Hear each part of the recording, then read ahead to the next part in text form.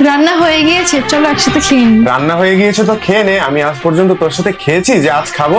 তুমি কেন সবসময় আমার সাথে এরকম ব্যবহার করো? দেখ, এই বিয়ে আমি আমার নিজের ইচ্ছাই করিনি, আমার মা বাবা জোর করে আমাকে তোর সাথে বিয়ে দিয়েছে। যেদিন থেকে বিয়ে হয়েছে আমার জীবনটা পুরো জাহান্নাম বানিয়ে ফেলেছিস। দূর হ এখান থেকে।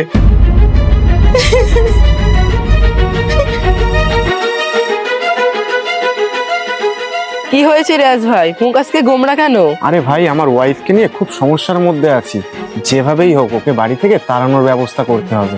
আরে টেনশন নিচ্ছিস কেন রিয়াজ? এদিকে আয়, শোন, দুধের মধ্যে বিষ মিশিয়ে তোর বউকে খাইয়ে দে। কাজ পরে করো, আগে এদিকে এসো, বসো। এই নাও দুধ এনেছি তোমার জন্য, খেয়ে নাও।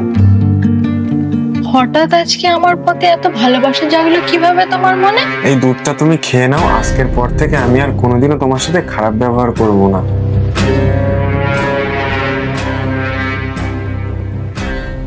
খাবো? হ্যাঁ খাও।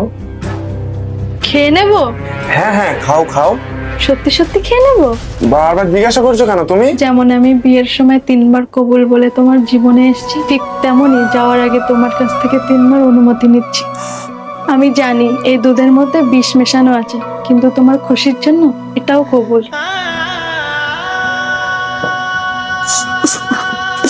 আমাকে ক্ষমা করে দাও।